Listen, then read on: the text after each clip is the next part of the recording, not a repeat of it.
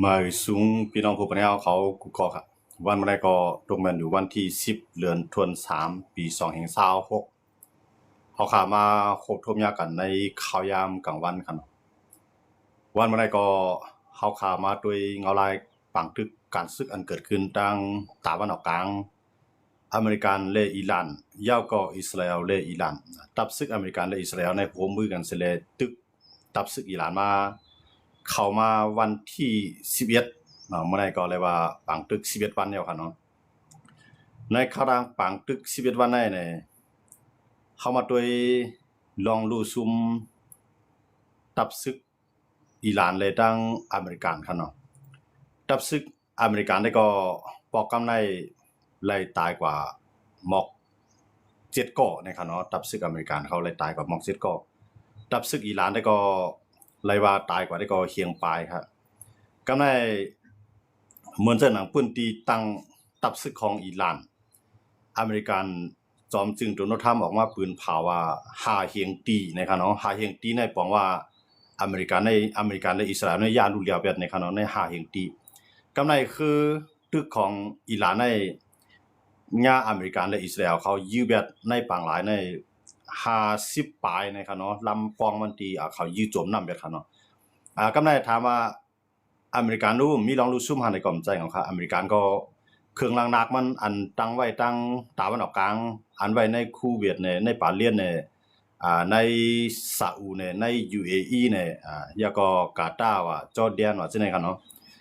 ยาโฮปานังในปืนที่อิรักจังได๋ครับเนาะอิรักที่ไหนก็เครื่องเหตุการณ์กลางฮาวเนี่ยมันจะหนังตีตั้งฐานยื้อขีปนาวุธเนี่ยในจังได๋ก็ย่าอิหร่านเขาเฮ็ดให้ซะเลยรู้แล้วกว่าตั้งนำเหมือนกันครับอเมริกาเนี่ยก็เลยว่าปอกกำในเลยว่าต่อสู้ต่ออิหร่านในฮาวเฮียงเตๆครับเนาะแล้วก็อิสราเอลเนี่ยก็เลยว่าต่อสู้ต่ออิหร่านฮาวเฮียงเหมือนกันก็ในเมืองอเมริกันได้อิหร่านได้เตรียมยื้อถึงไรครับเนาะแล้วก็มันก็ได้ยื้อถึงไรตั้งอันเป็นเมืองออยลีของอเมริกันที่อเมริกันเขาตั้งไว้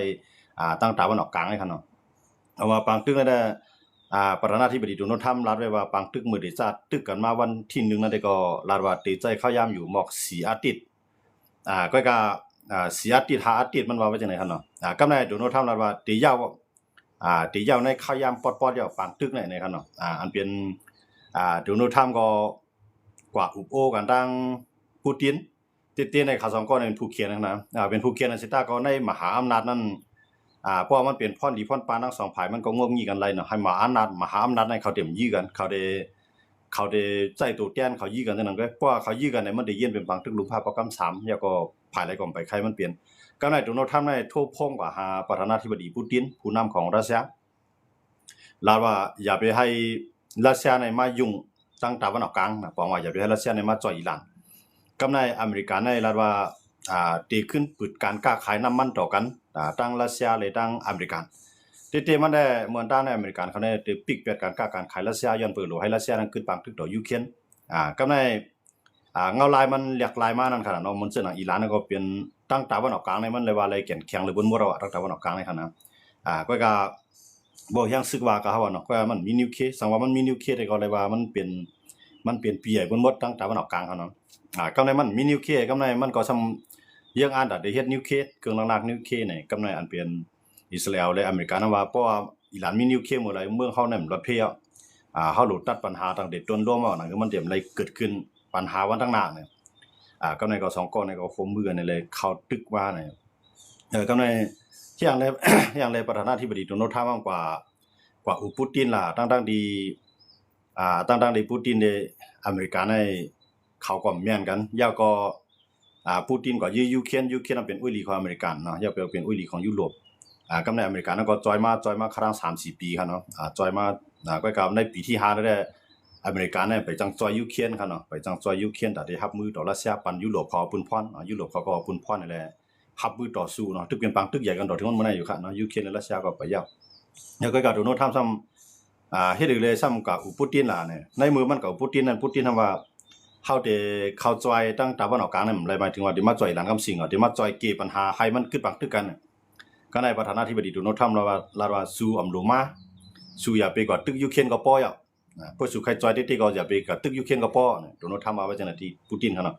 ก็การขาดตกลงกันได้ทั้งปูตินในทั้งโดนัลด์ทรัมป์ได้ก็ขาดตกลงกันลองว่าได้ขายน้ำมันปันอเมริกันขึ้นอเมริกันได้รับซื้อน้ำมันขึ้นนะครับเนาะก็ในบ่ให้นั่นเนาะในรัสเซียก็ได้ขึ้นรายเงินมาเที่ยงคั่นเนาะแล้วได้รายเงินกาน้ำมันในกาใหญ่คันลงในขายยามหมดเดียวกันนะก็ในรัสเซียเนี่ยได้ขายน้ำมันอเมริกันก็ได้ซื้อน้ำมันที่ไหนบ่ว่าจังนั้นก็บอกว่ารัสเซียตัดขาดแล้วลองว่ารัสเซียได้มาจอยอิหร่านนั้นเปลี่ยนไรเอาในขนาดเนาะก็ในเพราะเขามาด้วยแทงในเงาลายอันติอิสราเอลรู้ในอิสราเอลได้เพราะว่าอเมริกันในอุปกันตั้ง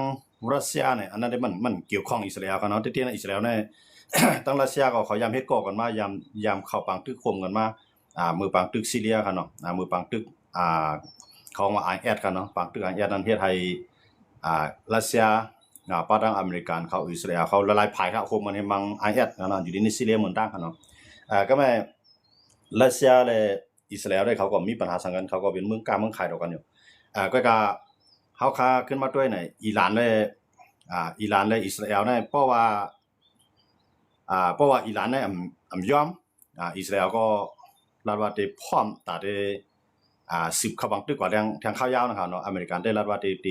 ปังตึกในเรือไปกึดในข้าวยาวมันจำได้อย่างในขณะได้กึดวันละได้ก็ไปพูดนะครับเนาะบอกว่าส่วนใหญ่ในอเมริกันเขากุ้มกำแล้วนะครับเนาะเหมือนจังตั้งกลางหาวในตั้งกลางหาวในเฮาว่าโหปากใน95ปูนในเขากุ้มกำแล้วหรือมอคาปูนในที่อันเครื่องบินอิหร่านได้10บินออกไล่ครับเนาะมันจะหนังกว้างเครื่องบินอันต่ำเครื่องบินไว้จังนั้นอเมริกันและอิสราเอลเขาในก็ทุบเลียวเป็นส่วนใหญ่เอาครับเนาะบอกว่าที่นั่นอันเด็กกึดขีปนาวุธอันลูกใต้ดินให้ได้ลูกได้ปังหลายมาตีไปหันตีออกมามันนำขนาดเนาะตีในได้มันก็ตึกใจอะไรตั้งนำค่ะอิหร่านในขนาดก็ในอิหร่านก็พึ่งพาว่าในข่าวยามแทงหมอกอาทิตย์นะครับเนาะอิหร่านก็ได้ใช้เครื่องหนักๆอันตีในลุมพาในพยายามมีเผยเฮ็ดพยายามมีเผยไหลหันได้ใช้เครื่องหนักๆอันคึดกราบหรือในมื้อเร็วในอิหร่านก็ได้จ้ามันเอาเครื่องหนักๆอันเก่าๆตั้งหลายมันจังนั้นนี่ก็มังอิสราเอลเนาะมังอิสราเอลตอนนั้นซังในให้เครื่องเฮ็ดกลางกลางหาวของอิสราเอลนั้นไล่ใจเฮียงนำแล้วก็ให้หมากมันเสียงว่าก็ใจตรวนว่าใจขีปนาวุธอันรุ่นเก่าว่าจังนั้นหายบัดยะมันจังว่ายืมมาบ่ตกก็ตุกตกก็แตกในกลางหายก็ยาวกว่าก็ว่าเครื่องเฮ็ดกลางหาวของอิสราเอลนั้นได้มันตื่นได้ไหลขึ้นฮับกันเนาะอำว่าได้แตกก็ย่ำแตกก็ย่ำว่ามันขึ้นมาในอันเป็นอิสราเอลนั้นก็การที่ไล่ปล่อยอันเครื่องเฮ็ดกลางหาวมันเข้ากว่าขึ้นกว่าฮับไว้ได้นั่นเนาะก็กำมื้อในอิหร่านในใจเครื่องนั้นเขาว่าขีปนาวุธลูกปลายนะครับเนาะขีปนาวุธลูกปลายเนี่ยมันได้ยืมมา1ลูกพอยืมมา1ลูกปุ๊บเนี่ยเพราะว่ามันลงมาแตกมันก็ได้เปลี่ยนกว่า80ลูกครับเนาะตั้งกว้างมันได้แจกเพกันนะเพราะว่าขีปนาวุธลูกปลายนะครับเนาะลูกปลายมันก็แตกไปจังหั่นเนาะเพราะว่าแตกก็มันได้เพออกก็เป็น80ลูกสังว่าก็ยื้อเฮนึกยื้อเฮนึกกลางหาเพราะมันแตกกว่าในอันลูกเรียกลูกลอกๆอันนั้นก็ได้แตกออกกับทางด้านข้างเนาะตรงอันนั้นได้เฮ็ดให้อิสราเอลในรับมือหยาบครับเนาะเฮ็ดให้อิสราเอลในรับมือหยาบก็ในอีกก็อันอิสราเอลเปปูนอิหร่านมันมีทางกลางหาวก็นึกกลางหาวในอิหร่านเนี่ยมันจะเอาเครื่องบินมันขึ้นบินนั่นหาเนาะเพราะมันขึ้นมาบินปุ๊บในมันยาขา2ก้อนในต่อสู้ไว้ยาก็กว้างเครื่องบินอันมันมีไว้นั่นก็ใครจังใจแล้วก็ในเฮียงเลยอเมริกันเฮาคว้างดังคองกลางหาวเลยกุ้มกลางหาวเลยมันบอกว่าเครื่องเฮ็ดกลางหาวของอิหร่านอันรัสเซียเขาปันมาในขี่เขาปันมาเนี่ยจังได๋มันใจการแล้วนั่นท่านเนาะก็เลยมันเจออเมริกันเขาเนี่ยเขาอเมริกันน้ำตาได้มาเกมอิหร่านในอเมริกันมันเฮ็ดจังได๋เนี่ยอเมริกันให้ใจด้วนอันในการคันถูกนะครับเนาะในการคันถูกตัวในมันได้ตัวในมันได้กาคันมันได้มอก$35,000เนาะเพราะมันก็ป้องเอานะก็ว่ามาแตกกันตั้งอันที่เขาใจเครื่องบินเนี่ยใจขีปนาวุธเนี่ยมันได้กาแฮงน่ะนะแล้วมันจะได้อเมริกันมาใจด้วนอันในการคันถูกย้อนเบอร์อิหร่านเนี่ยมันใจอันกาคันถูกมันให้กำไรอเมริกันใจอันกาคันใหญ่เนี่ยมันเฮ็ดให้อเมริกันในซุ่มเงินนำในปังตึกในซ้ำไปฮู้ดียาวมันนั่นเนาะก็ในมันจะหนังอิสราเอลก็อิสราเอลก็เฮ็ดด้วนอันกาคันถูกก็เข้าต่อสู้ก็ในอิสราเอลเกมตั้งกลางหามซึ่งล่ะในอิสราเอลในใจเลเซอร์ครับเนาะเลเซอร์ในใจเครื่องหลักในใจเครื่องเฮ็ดกลางหาวเลเซอร์ในเพราะว่าผ้าวดผ้ามูก็เตรียมพอใจเลยดีๆเพราะว่าเลียดไม้เนี่ยได้ก็ตั้งไม้ตั้งฮ้อนมันได้เฮียงอันเป็นเลเซอร์ของอิสราเอลก็ได้ใจงานไวๆนั่นหั่นเนาะดังว่าที่นั้นก็ต่างภายต่างงัดต่างภายต่างโทออกมาอันคือจันคือกราบกันเนาะอันนั้นเดี๋ยวเราไปเตยว่าอิหร่านเนี่ยมันรัดว่ามันมีเครื่องหนักๆอันเพิ่มมีอันคือกราบที่สุด อันนั้นมันได้เฮ็ดไว้มีไว้ในคลังมีไว้ในหยองมันเนาะตอนดาได้สืบปีออกมากเว้ยเนี่ยอันนี้ก็เป็นเงาลายนึงกูไปภายในเคียงต้ากันไปหันว่าดีทรอยต์เขาเนาะก็ว่าอันเป็นอเมริกันทำว่ารัฐว่าที่ยาวอันยาวนั่นจะว่าอเมริกันได้ซุ่มบันคั่นนะในความหมายของโดนัลด์ทรัมป์ในรัฐว่าอิหร่านในเปลี่ยนเป็ดง่อยก็นั่นน่ะเพราะว่ามีอันแห้งตับซึกมันอันมีไว้มันแก่นแข็งนั่นก็อ่าได้ว่าถูกย่าตีปืนตีอันมันจังว่าที่ตั้งฐานทัพน่ะเนาะที่ตั้งตับซึกมันในอเมริกันก็ย่าไปในฮาเฮงตีในขณะเนาะฮาเฮงตีในมันเป็นอเมริกันก็ยากไว้ห้ามนั่นก็ป้าดังอิสราเอลอยู่ฮาเฮงตีในฮู้ขนาดโดนัลด์ทรัมป์ก็เลยมันเจ้าก็เลยรัดอันจังเลี้ยงมันน่ะค่ะเนาะรายละเอียดมันรายหัวย่อมันก็เลยรัดว่าฮาเฮงตีในฐานทัพของอิหร่านฮาเฮงตีในเฮาย่ารู้แล้วคือในปางหลายในอิหร่านในใครลือซังเอานะครับเนาะ50ลำปลายที่อันถูกโจมลงนำกันเนาะก็ได้อเมริกันและอิหร่านในเขาได้ก็ชิมกันที่ปางหลายฮอร์มุดเขาเนาะปางหลายฮอร์มุดในเพราะว่าไผก็กุ้มกำไรในเพราะว่าอเมริกันก็กุ้มกำไรในอเมริกันก็ได้ปล่อยคือในเรียนไรในปางหลายนั้นเพราะว่าเรียนในปางหลายนั้นไรในคือต่างน้ำมันในคือต่างคู่ของสินค้าทั้งหลายเนี่ยก็ได้ออกมาที่ปังเขาว่าช่องแคบผามุดครับเนาะช่องแคบเนี่ยหมายถึงว่าพื้นที่เก็บไว้ก็เฮ็ดให้คือในมันเรียนเข้ากว่าในกุลปางหลายเนี่ยมันจะมีกุล2ผายมางี้ไว้จังได๋กำในอเมริกันได้มุงเครื่องเข้ากว่าเขาเนาะเอาคือในมุงเข้ากว่ากำในอิหร่านนำว่าเฮาก็ได้โจมแบตเทื่ออเมริกันเพราะที่นั้นมันตัวที่นั้นมันเป็นพื้นที่ของอิหร่านอยู่ไว้ครับเนาะก็อเมริกันในทางอิสราเอลในใจเครื่องบินทางการหาในนำแห่งน่ะครับเนาะหวังว่าใน50ลำหวังว่าใน80ลำต่อ1เมืองครับนะได้หมายถึงทั้ง2เมืองเพราะทั้ง2เมืองก็มันอยู่หมอกปากปลาย2ปากบางวันก็2ปากครับเนาะเครื่องบินอันคำบังทางกลางหาวครับเนาะที่ในอเมริกันเขาในคำบังไว้ที่ไหนก็ในคืออิหร่านในมันได้คือเทื่อลำคืออันคือฟิกเกตคือสังคือลงอันตาได้เข้าตึกโหลดตึกก็ได้อันต่างแห่งซื้อให้เข้าโหลดตึกก็ได้กวยนำเอาครับเนาะ50ปลายนี่ก็จะง่ายครับนะกวยก็50ปลายนี่ครับเนาะลำป้องมันซึ่งอิหร่านนี่ก็เลยว่าตายกว่าเชียงปลายเนาะทั้งภาคที่ภาคคนเมืองของก็ได้มีอยู่ครับเนาะอเมริกันในตาย7เกาะในขณะอิสราเอลนี่ก็แลบตายอยู่หมอก7-8เกาะนั่นก็ครับเนาะอิสราเอลในขณะซึกของมันครับนะผมว่าที่แน่ๆว่ามาด้วยปังตึกที่แน่ๆมันแลบเตเพราะเอาตัวโนทำลาดว่าได้มันได้ยาวเพราะกับพวกเอาอิสราเอลลาดว่า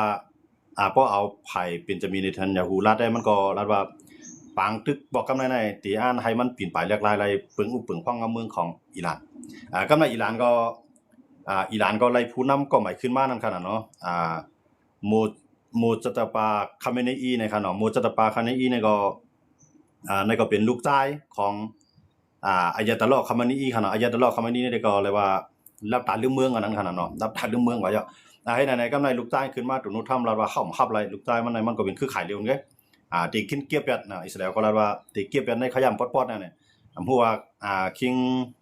โมจัตปาคาเมเนอีเนี่ยมันติอยู่เลยทางหลายวันได้ไปฮู้คั่นนะอายุมันก็บ่54-55ปีเนาะอายุมันแต่ก็ไปป้อใหญ่ที่เต็งก็ตึงมันพ้องแห้งมันอยู่คั่นนะคิงแล้วได้มันได้อยู่เลยก็ได้ก็ไปฮู้คั่นเนาะก็ว่าอิสราเอลและอเมริกันในจอมห้อยตีนไว้ว่ามันอยู่ที่แล้วของเขาลาว่าเพราะว่ายังตึกเป็นเครือข่ายอายาตะลออยู่ในตื้นเตรียมไปขับไล่นะครับเนาะหวังว่าติขึ้น10เข้าบางตึกว่าแท้เนาะอันนั้นอเมริกันแท้มั้ยตั้งนึงมันลาว่าคืออิหร่านเนี่ยมันมีเชียงตาได้ต่อสู้อเมริกันในซิต้าก็อเมริกันนำตึกเอาคือมันเข้ากว่าแท้งลำนึงครับเนาะคืออันที่อเมริกันเข้ากว่าในหมดเลยในคืออันต่างเครื่องบินครับนะต่างเครื่องบินในตีกว่า3ลำเอาครับนะตีกว่า3ลำมันนับตั้งแต่ห่างเฮียนที่เฮ็ดบางตึกให้ไว้สิเฮ็ดบางกว่านั้นได้ปึกบางตึกก่อนนั้นได้ปึกบางตึกมันจังมือพุกในจังมื้อในมาถึงไว้ที่บางลายของอิสราเอลครับเนาะอันนั้นก็ตีต่างเครื่องบินกว่าหมอก70ลำอันนั้นก็เป็นฮึดตึกก็ตั้งนึงก็เอาตั้งบางหลายจานเขนะเอาลำนั้นเข้ามามาทางลำนึงเนาะมือขึ้นกว่าทางมือว่าทางลำนึงนะอันกว่ามือว่านี่ก็เลยว่าอันเป็นอันแห้งใหญ่นั้นเป็นเส้นรุ่นใหม่ทางคันเนาะอันนั้นเอากว่าในเครื่องบินใน90ลำครับอันต่างกันคือในขณะเครื่องบินใน90ลำพร้อมอเมริกันได้บอกว่าพร้อมตาได้กวนปังอิหร่านเตี้ยๆจังถอยนั่นคั่นเนาะก็ว่าอิหร่านทำได้จริงล่ะนะอิหร่านนัดว่าพวกเฮาขับแล้วก็เฮาได้เฮ็ดจวนหมายถึงว่าตับซึกกองจวนนั่นนำจิว่ากับจวนก้นวางคั่นนะตับซึกกองจวนนี่หมายถึงว่าซึกมุดก้นเก่าก้นสิเบกว่ามังเนี่ยก้น23สิเบกว่ามังเนี่ยก้น4ก็ฮักก็ไอ้กว่ามังอเมริกันเนี่ย ที่เยืองเหมือนจังหนังเวียดนามนั่นค่ะเนาะก็เมืองอิหร่านนั่นเป็นเมืองที่มีห้วยมีลอยลุกเล็กๆรอบๆไอ้น้ำน่ะค่ะเนาะก็เขาจะน่ะจะอยู่ใต้ถ้ำว่าใต้ลอยว่าที่ไหนใต้อุโมงค์ว่าเนี่ยเขาได้เฮ็ดเหมือนจังหนังปังตึกเวียดนามเสร็จเลยต่อสู้อเมริกันให้เขาเนาะเพราะให้จังนั้นได้อเมริกันก็ได้ยาบอกว่ามันเอายังซึกมันเข้าค่ะเนาะเพราะมันเอายังซึกเข้าเอายังตั้งกลางหามันเข้าก็ได้ก็มันก็ได้บ่มีรองรู้ซุ่มน้ำย้อนเบอร์จริงมากก็อิหร่านน่ะมันอยู่ถึงเมืองมันหลายค่ะมันอยู่กันนึงก็ในนึงทวีปว่าค่ะเนาะอเมริกันนั่นก็อยู่ทางภาคไว้มาเนาะในกำผามันก็อยู่กล้วยมันทางผังห้องวันนึงทวีปนั่นค่ะเนาะทวีปอเมริกาเนี่ยมันสิมีทางทวีปกล้วยมันกำาในพอเฮามาด้วยอันไหนกำาในเหมือนจังหนังว่าอิสราเอลเนี่ยก็มื้อเดียวในพวกอเมริกันกึดเวียดมันได้อิสราเอลเนี่ยได้หยาบหั่นนะพวกอเมริกันเนี่ยซึ่งก็ในพวกอเมริกันกึดเวียดมันในอิสราเอลเนี่ยเฮียงมันตาได้กำงามอิหร่านเนี่ยมันขยับไปซึ่งก็ในอิหร่านเนี่ยมันมีศึกนำแฮงน่ะนะมันมีศึกนำไอ้กำาในขีปนาวุธอันอยู่ใต้ถ้ำใต้ลอยมันก็มันนำแฮงน่ะอย่างนั้นในกำาในพอเขาเข้ามาด้วยเงาลายอันอิสราเอลได้รับมือได้พวกอเมริกันในถอยเวียดมันในอิสราเอลเนี่ยก็เลยว่าติดเจ็บนำเอาหั่นนะอิสราเอลเนี่ยว่าซึ่งก็ในอิหร่านน่ะยื้อใส่ในเมืองวันนึงกำในมันเจออีกค่ะเนาะนับโปปากคูเฮงลุกมาในกำในอันเป็นอันลันโดมของมันน่ะอันที่กำลังกะหาวในหมากมันเคยจำเสียงมันผลิตน้ำตาลนะครับเฮ็ดน้ำตาลแล้วก็เลยมาใจเลเซอร์เนาะกำในอเมริกันเนี่ยก็อันเฮ็ดกำลังกะหาวอเมริกันเนี่ยก็อันอยู่ทางตะวันออกกลางเนี่ยใครว่ายบยอมลงกว่านะครับเนาะคนอ่อนลงกว่าอันอยู่ทางตะวันออกกลางเนี่ยค่ะนะอันเป็นเครื่องให้กำลังกะหาวของอเมริกันเนี่ยว่าที่เป็นอยู่ในเหมือนจังหนังในซาอุในบางพื้นที่ในอเมริกันเนี่ยมันจอยให้กังมันได้ครับเนาะกำในซาอุเนี่ยก็เจ็บใจในอิหร่านก็ลองนึงไงกำในให้อะไรอเมริกันเนี่ยมันเกิดขีดมันเท่าไหร่ในก็ลองนึงค่ะเนาะอันเป็นซาอุเนี่ยก็เขาก็บ่ใครว่าใจอเมริกันเต้นๆค่ะเนาะจริงๆในเพราะอเมริกันเนี่ยมันกัดตั้งไว้อิหร่านเนี่ยมันยื้อใส่นำแห่งหนาหลายกำในเครื่องอันเฮ็ดกำลังกลางหาวของอเมริกันเนี่ยมันเคยเพียงพอกำในอเมริกันเนี่ยก็ขึ้นมาเอาเครื่องหนักๆอันเฮ็ดกำลังกลางหาวในเหมือนเจอหนัง Fatty Odd ค่ะเนาะ Fatty Odd อันนั้นเฮ็ดกำลังกลางหาวในหัวปากใน99ปุ่นค่ะเนาะพอยืมมาปากนี่ก็มันไข่เหลืองหมอก1ปุ่นที่มันยื้อไหลนั่นค่ะเนาะหมอก99ปุ่นแต่ว่ามาเอาที่เกาหลีใต้ในกว่าแท่งเนาะเอากว่าแท่ง2เครื่องลง2เครื่องลง1เครื่องนี่ก็มันได้ยื้อไหลอยู่หลาย10ลูกค่ะเนาะต่อ1วันค่ะเนาะอันนั้นเฮ็ดกำลังกลางหาวนั่นค่ะนะมื้อเร็วนี้มาเอากว่าที่เกาหลีใต้ก็ในเกาหลีใต้ก็นำใครจับเอากำไรกูเกาหลีเหนือเนี่ยเอาข้าวยำไหนสิเลยมังมันเนี่ยเกาหลีใต้เนี่ยก็ไม่ใจเอากำไรของยันเบอร์อเมริกันเนี่ยมาถอนเอาเครื่องหนักๆนี่ในกว่านะกำไรอันตั้งเกี่ยวปานเนี่ยก็แทงยินในอเมริกันเนี่ยเรียบได้ถอนเอากว่าแทงขนาดเพราะอเมริกันเนี่ยอ่านตาได้กุมกำลังตาวันออกกลางทั้งเสียงไฮไลท์เพราะว่ามีอิหร่านแล้วในบอกว่าเมืองเช่นนั้นน่ะได้เฮ็ดก่ออเมริกันเป็นหมดแล้วเนาะย้อนนั้นว่าอเมริกันได้เพียวอิหร่านไฮไลท์แต่ว่ากันล็อกไว้อย่าไปให้รัสเซียเนี่ยเข้ามาเอาสั่งปันรัสเซียล่ะเนี่ยมันมีข้อเรียกรายกันว่าเอาน้ำมันเอายอมซื้อน้ำมันที่รัสเซียรัสเซียอะไรขายน้ำมันรัสเซียมีเงินเฮ็ดปังตึกต่อยูเครนแทงว่ารัสเซียเนี่ยเงินมันก็เคยทำเสี่ยงกันนั่นคั่นเนาะ